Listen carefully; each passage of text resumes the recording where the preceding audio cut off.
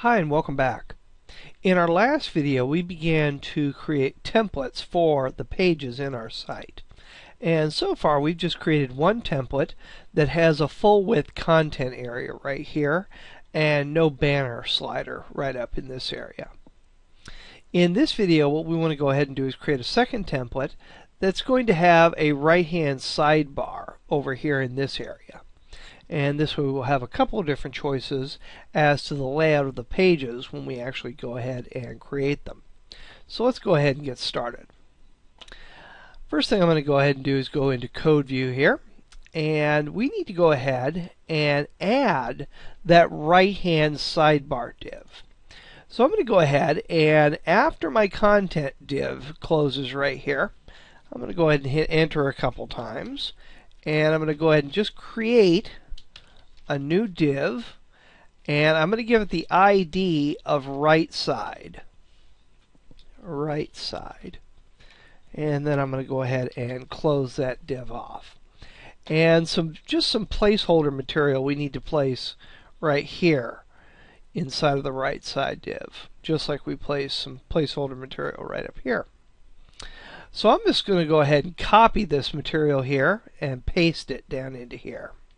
So I'm going to go ahead and copy that, and then again we can right click and select paste, and we'll paste that on in there. I need to make a few adjustments here. The title here should not be H1, it should be H3. We need a lower level heading, and the same thing for this H2. We're going to go ahead and make that H3, and I'm going to go ahead and type sidebar heading in here. Do the same thing down here. And I'm also going to get rid of one of those paragraphs. And I've got actually a lot of text in these. So I'm going to go ahead and just delete a big chunk of this here.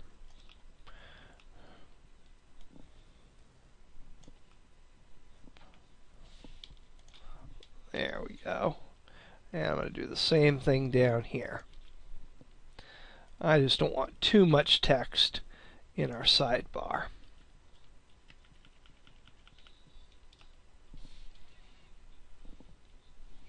And we'll save that. Let's go ahead and take a look at this in design view.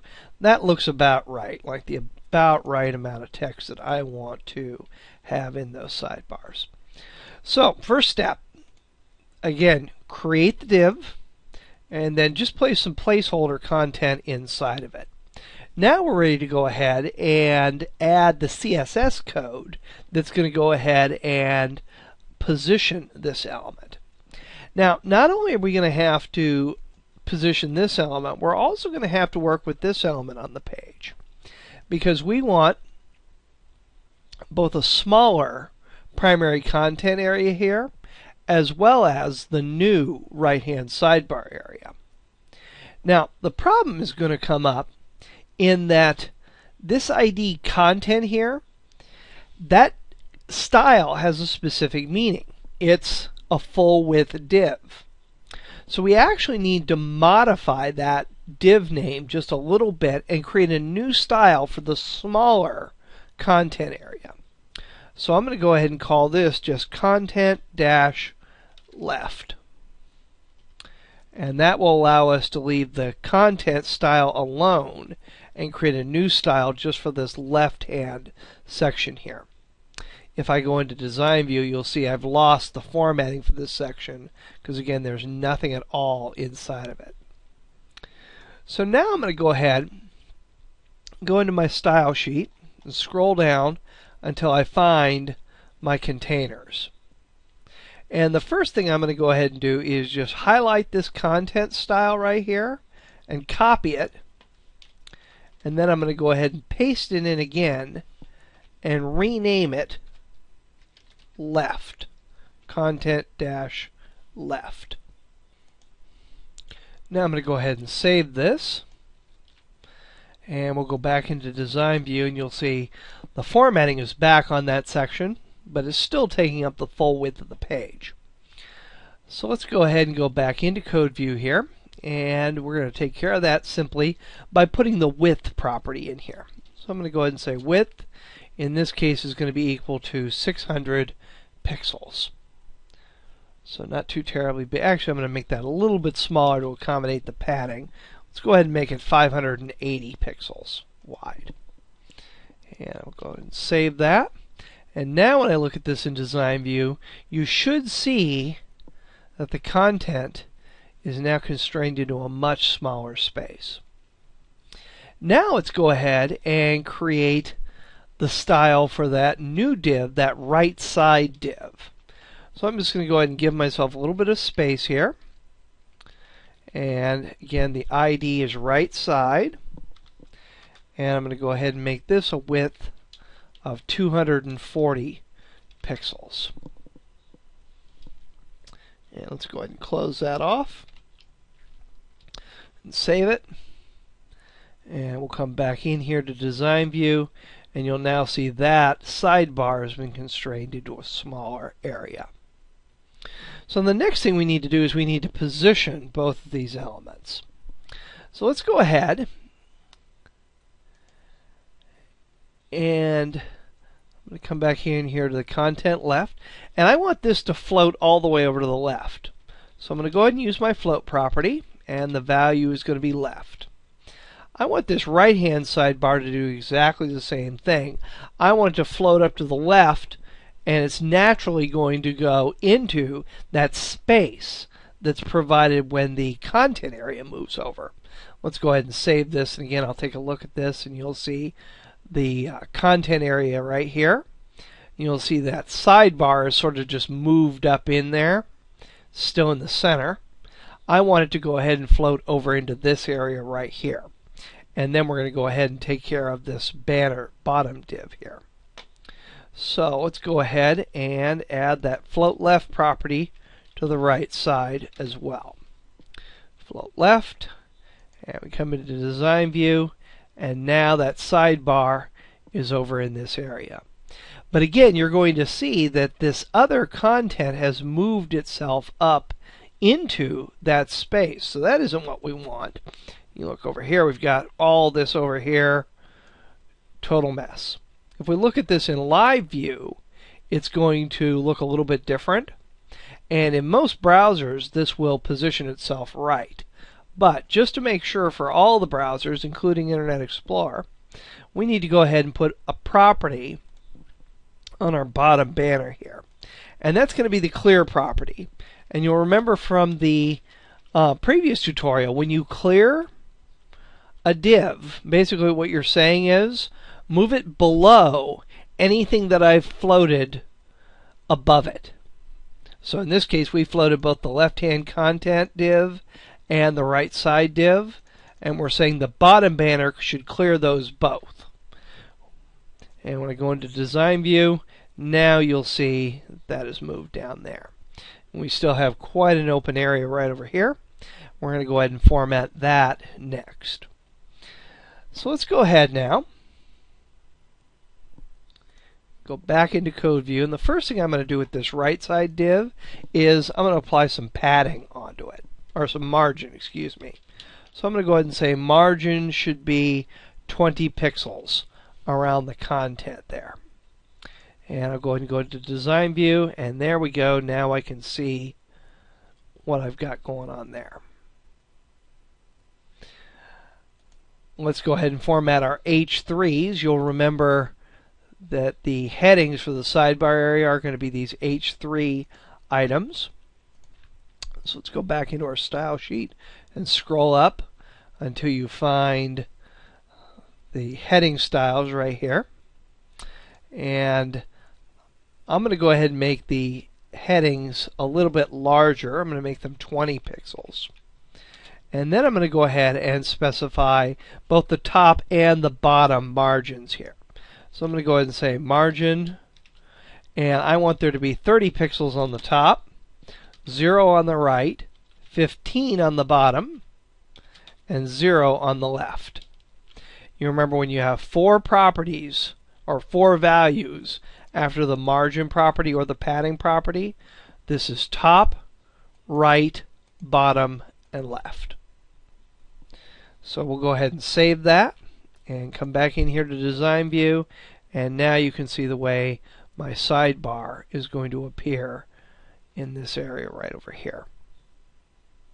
Now let's go ahead and take a look and see how this looks in a browser just to make sure. I'm going to go ahead and open it up in Chrome, and there we go. We can see our sidebar.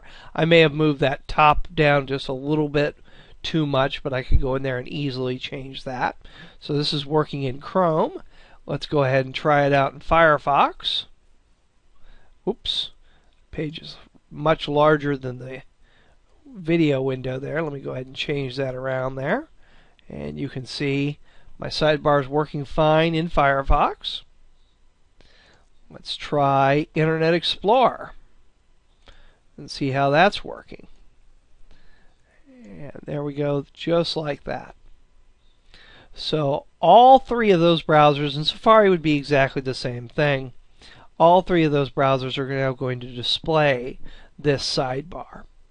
If for some reason or another your sidebar does not neatly flow up into this area here in Internet Explorer, you may need to, and this is only for older versions of Internet Explorer, you may need to change the doc type. And again, here I'm in my doc type right now, or in my source code from my main.html. There's my doc type statement. This is the HTML5 doc type. And Internet Explorer occasionally has trouble with that. You can change that to HTML4, and any problems should go away. If I go ahead and go into my framework here, and go into the HTML folder, you're going to see that there's a file here called doc types. If I was to open that up, you've got the different doc types you can use here. There's the HTML5 doc type. If HTML5 does not work, I would recommend that you use this HTML4 transitional doc type. And you could just simply copy that and paste it into, or right over, this existing doc type right there.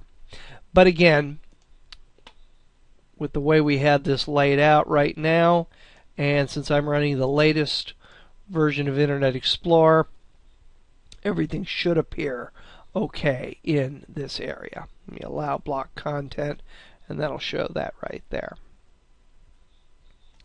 So now we have a nice two-column sidebar layout that we can use. But it's still in this main HTML, sort of my construction document here. So we need to actually make this into a template. So let's go ahead now and go to File and Save as Template. And I'm going to go ahead and, oops, I made a mistake here. You're going to see it says Save as Template, but I don't see my basic template. And that's because I'm looking at the Site Timothy framework here. And that's because in Dreamweaver, I left myself looking in that folder right there. I need to go ahead and change back into my video project folder. And then when I go ahead and go to File, Save as Template, you'll see I'm in the Conte video project. There's the basic template, that full width content area there. I'm going to go ahead and save this as right side. It's going to be the right side template. And again, you can name it whatever you want. Yes, I do want to update my links, and I now have a new template. Last thing we need to do before this template is actually ready to be used is to go ahead and add editable regions, both for the main content area here and our sidebar. So I'm going to go ahead and highlight this text here. I'm then going to go to Insert, just like we did before. Choose Template Objects and Editable Region. I'm going to go ahead and name this Content. And I now have created an editable region around the content there. I'll highlight my sidebars right here. And then go to Insert, Template Objects, Editable Region. And I'm going to go ahead and name this one Right Side. So now I have both a right side editable region and a content editable region. So when I actually go ahead and apply this to a page, again, all of this area right up here, and you'll actually see this if I go to live view here a little easier. All this material up here, the banners, the menus, all that is going to be controlled by the template. So if I needed to make a change to a menu item or to a banner graphic or something about a banner graphic, I could simply change that in the template, and that change would cascade to all the pages that are formatted with that template. But I can still modify the information inside of the editable regions to customize the content for each page that's formatted with that. So we now have a second template here. The first template I went ahead and used on the index page. This second template we'll go ahead and apply to another page, the About page right here. So let's go ahead and I'm going to right click right up here and do New File. I'm going to name it about.html. I'm going to go ahead and open this on up. And you'll see the page is blank. And then I'm going to go to Modify, Templates, Apply Template to Page, choose that right side template, and you'll see when I go into Live View here, that template has now been applied to my new About page. Let me save that. And you can see here, if I'm actually going to Design View, you'll see whenever I hover over any of the common areas, I get the cursor that's in the shape of a circle with a slash through it, indicating that I cannot edit those areas here. But these editable regions here, I can actually click inside of, and I can edit any content that I wanted inside of those. So we have our second template, our right-hand sidebar template. We're going to go ahead and create a third template. And actually, before we do that, let's check one more time. Always good to check multiple times here. I'm going to looking at this page. I'm going to look at it in Chrome, and everything looks good.